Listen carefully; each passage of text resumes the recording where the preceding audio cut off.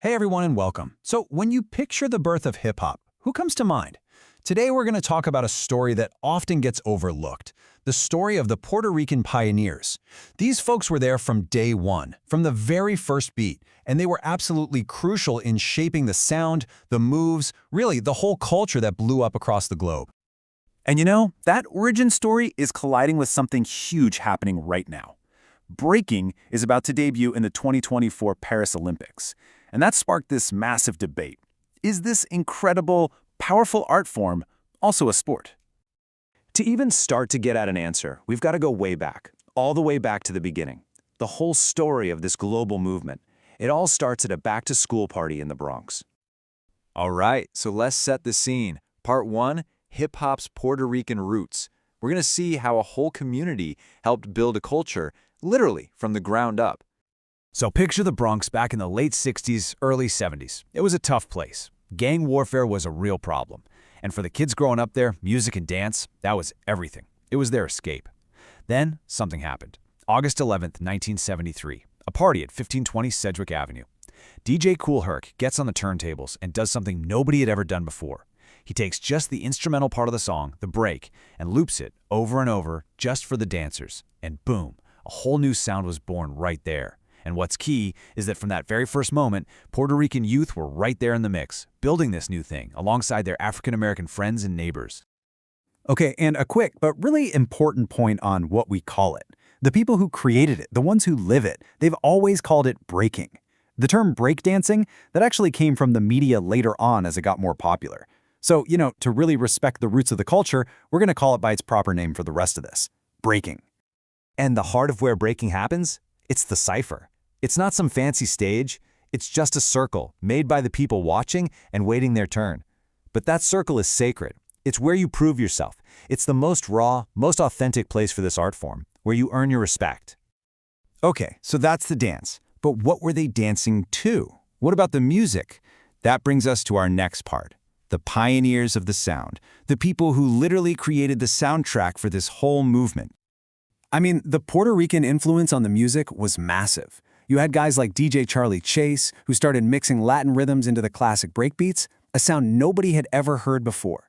Then there was DJ Disco Wiz, who co-created the first mixed plate, where you blend different records together seamlessly. A total game changer. And on the radio, you can't forget Stretch and Bobby Toe. They're the legends who gave guys like Jay-Z, Nas, and even Eminem their first shot on the air. And of course, DJ Enough, who was the official tour DJ for the Notorious B.I.G. See, they weren't just spinning records. They were building the entire sonic world of hip-hop. So as the beats got more complex, the storytelling did too. The focus started shifting from the turntables to the mic. And that's our next section, the rise of the lyricists. And if you're talking lyrics, you have to talk about the Bronx Crew Terror Squad.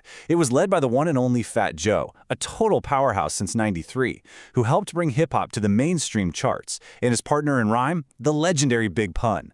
Oh man, Pun's intricate wordplay, his breathless flow, it was just on another level. He's still considered one of the greatest MCs ever, and he did it all with just 2 albums before he tragically passed away. Then you've got these huge crossover moments. Take Nori. In 2004, he was already a successful rapper, but he took this massive leap and dove into the world of reggaeton. He drops the track Oye Mi Canto, and it just explodes. It was a total game changer, opening up a brand new sound and a whole new culture to the American hip-hop audience.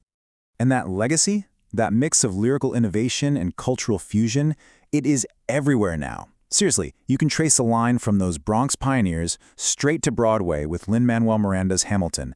And you can hear it clear as day in the music of global superstars like Bad Bunny. So this thing that started in the Bronx, it's a global force now.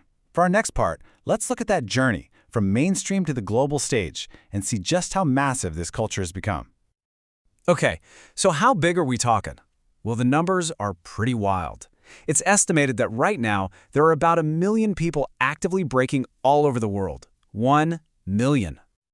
And the number of people watching? Way bigger. Get this, just one event, the 2019 Red Bull BC1 World Final, pulled in over 50 million views on platforms like YouTube and Facebook. Yeah, this isn't some small subculture anymore. This is a mainstream spectator phenomenon.